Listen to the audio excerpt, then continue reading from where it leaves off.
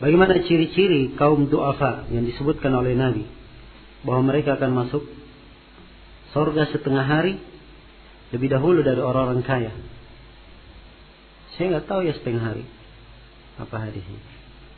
Kalau yang saya tahu hadis Abi Hurairah dalam Al-Musnad dan juga ada di sebagian As-Sunan.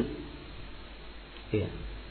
Orang-orang yang miskin masuk surga 500 tahun sebelum orang-orang kaya masuk surga. Nah, dan saya ketahui. Dan kalimat miskin di atas zahir ya. Iya. Apakah dia bermana di atas zahirnya itu miskin bermana dia tidak mempunyai harta. Tapi bersamaan dengan itu dia memiliki kesabaran. Dia memiliki kesabaran dan memiliki ya, semangat untuk meraih keutamaan dan kemuliaan Allah Subhanahu wa taala. Dan ini dari dalil yang dipakai oleh para ulama yang menguatkan dalam permasalahan yang mana lebih afdal, yang mana lebih utama, si miskin yang bersabar atau si kaya yang bersyukur. Ya. Ini dua hamba yang terpuji dan dimuliakan. Seorang miskin bersabar dan seorang kaya tapi bersyukur. Ya, dia bersyukur harta yang dia gunakan semuanya dalam kebaikan. Semuanya dalam kebaikan. Semuanya dalam berkah. Ya. Harta yang dia dapatkan. Yang mana lebih utama? Ya, ini masalah panjang lebar diuraikan oleh para ulama. Sampai Ibnu Qayyim juga panjang lebar menguraikannya. Nah, dan banyak dari ulama kita yang menguatkan bahwa kaya yang bersyukur itu lebih utama. Ya. Dengan dalil-dalil yang lain tentunya, dengan dalil-dalil yang lain. Nah, seorang mahasiswa dalam waktu dekat insyaallah akan berangkat KKN di daerah. Apa yang harus dia lakukan? Di daerah tersebut hanya memiliki masjid yang di dalamnya pekarangan terdapat kubur. Pekarangannya terdapat kuburan. Kalau kuburannya cuma di pekarangan, tidak di dalam bangunan masjid, maka sholat di situ syah. Dan tidak boleh dia meninggalkan sholat berjamaah. Ya, sambil dia nasihati. Nah, penduduk daerah ini untuk memindahkan kubur tersebut ke kuburan bersama kaum muslimin yang lainnya. Tapi itu tidak pernah dilakukan oleh Nabi dan para sahabatnya. Di daerah KKN sangat banyak memungkinkan interaksi yang banyak dengan mahasiswa yang lain serta penduduk yang berlainan jenis dalam melaksanakan program ini. Ya tentunya antum sudah tahu dan terjadi hal yang seperti itu. Maka seorang yang tahu dirinya dalam keadaan seperti ini dia banyak bertakwa kepada Allah. Dan senantiasa menghitung-hitung setiap amalannya. Lalu berbanyak istighfar dan taubat. Jika semisal kami diamanahkan untuk mengisi ceramah atau khutbah Jumat, ya, kalau antum punya kemampuan dalam hal ini, atau hanya membacakan menukil dari sumber yang bagus, ya tidak ada masalah. Seorang yang kenal manhaj salaf, khutbahnya lebih baik daripada orang yang tidak mengenalnya. Iya.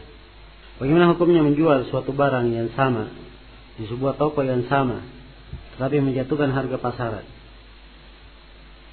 Misalnya si A menjual barang di harga 50, kemudian si B menjual di bawah dari 50. Bagaimana caranya bisa di toko yang sama? Menjual satu barang yang sama di sebuah toko yang sama.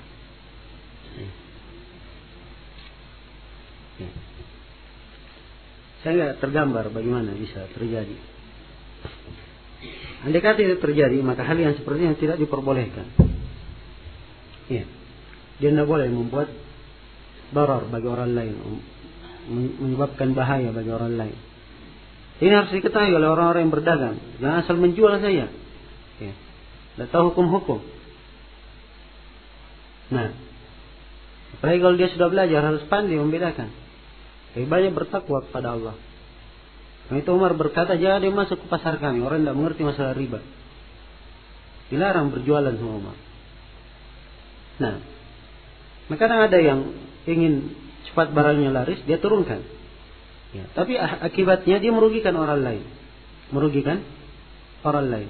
Kalau di harga pasaran misalnya, kebanyakan orang menjual 50, ya, dia jual sekitar itu juga, sehingga tidak membahayakan orang lain. Jelas? Kecuali kalau dia turunkan harga tidak membahayakan orang lain, tidak ada masalah. Persaingan dalam bisnis biasa, memang biasa. Tapi ingat, harus diperhatikan dua hal. Karena Nabi bersabda, la darar wa la dirar. Tidak boleh membahayakan dan tidak boleh membuat pembahayaan. Itu dua hal. Pertama, jangan dia niatkan membahayakan saudaranya. Yang kedua, tidak boleh dari perbuatannya. Walaupun dia tidak niatkan, tidak boleh perbuatannya ini menjadi sebab yang lainnya mendapat bahaya. Ini dua hal yang hendaknya diingat, ya, dan diketahui.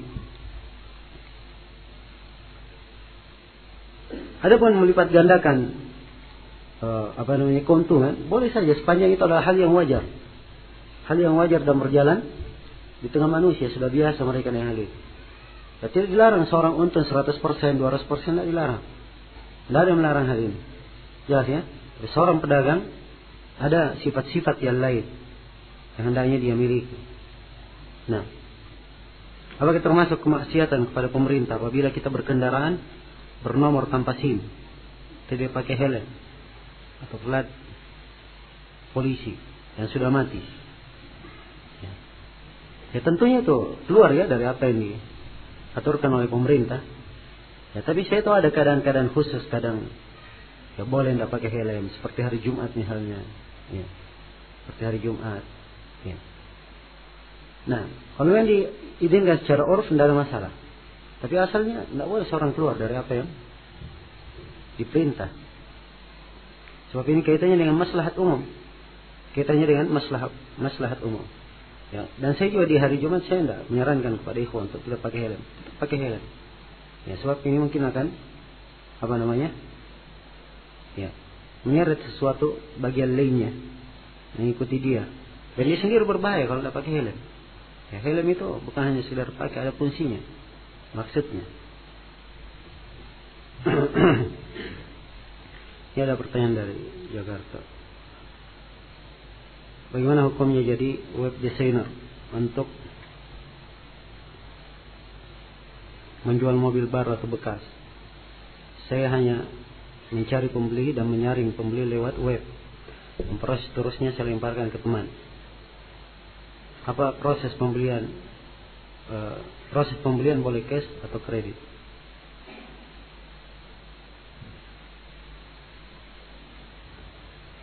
Ya, kalau dia hanya sekedar mencari transaksi orang yang ingin membeli, ya, maka hal yang seperti ini tidak apa-apa. Cuman hubungan kerjasamanya ini yang perlu didetailkan. Apa hubungan kerjasamanya antara dia dan pemilik mobil, dan antara dia dan pembeli? Apa akadnya? Ya harus jelas akadnya supaya kita ketahui apakah ada pelanggaran syariat atau tidak. Kalau hanya sebatas sebagai perantara, maka boleh saja seorang menjadi perantara. Tapi lihat bagaimana keterkaitannya dengan si penjual dan keterkaitannya dengan si pembeli. Ya. Apa kehidupan di muka bumi sebelum Nabi Adam alaihissalam turun ke muka bumi? Apa ada kehidupan sebelum Nabi Adam turun ke muka bumi? Apakah dinosaurus yang menurut ilmuwan kafir itu benar-benar ada? Ya saya nggak tahu ya apa ada atau enggak. Nah,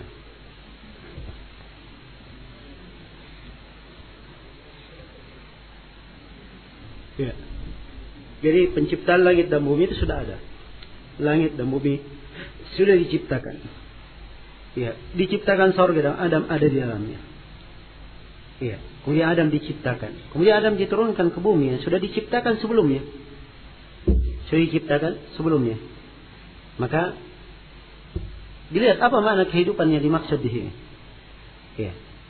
Dilihat apa makna kehidupan yang dimaksud. Kalau kehidupan yang dimaksud kehidupan manusia, maka jawabannya tidak ada manusia sebelum Nabi Adam alaihissalam. Kalau yang dimaksud selain dari manusia, binatang, ya, maka itu adalah hal yang mungkin. Bahkan zahir ayat menunjukkannya. Ya, walakum fil ardi, walakum fiha, Walladzi khalaqa lakum ma fil ardi jami'a. Dialah Allah yang menciptakan untuk kalian, ya, apa yang di bumi seluruhnya. Nah, apa yang ada manfaat diciptakan untuknya.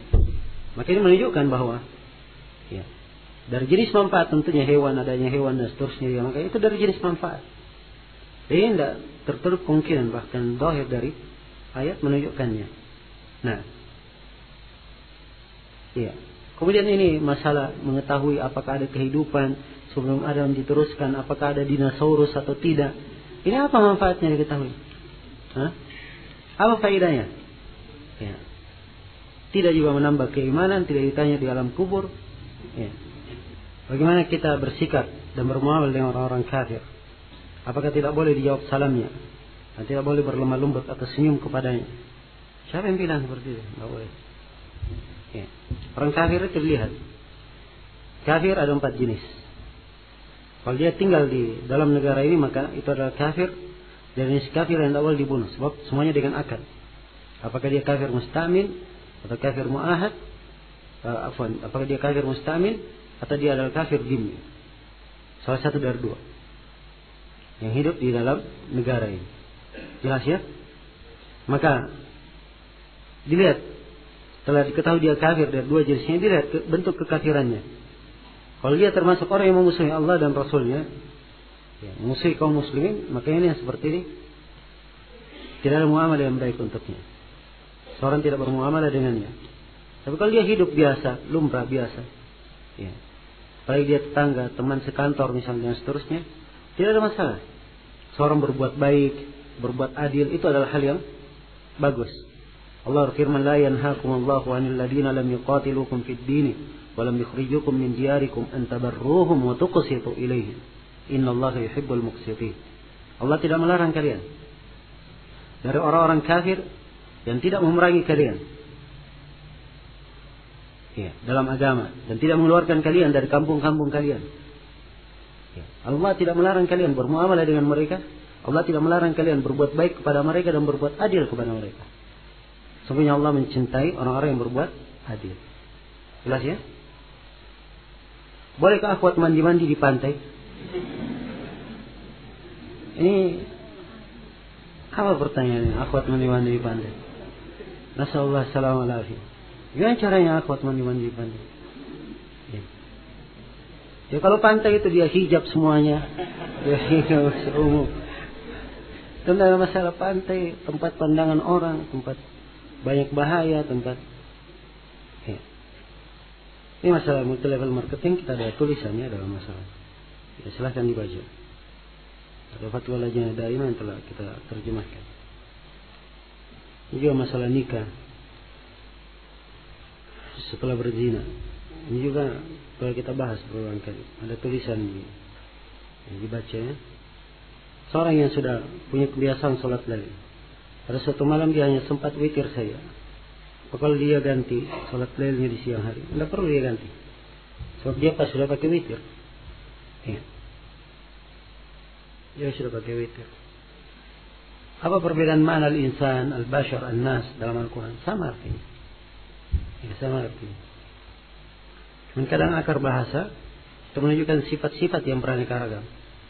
Ya, seorang manusia disifatkan dia melihat, mendengar, dia merasa.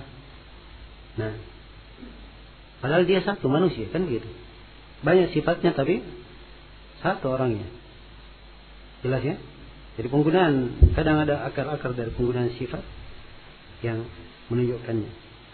Apa hukum menjual kupu-kupu yang dibekukan atau udang yang dibekukan? Kupu-kupu yang dibekukan. Dibekukan pakai apa? Hah?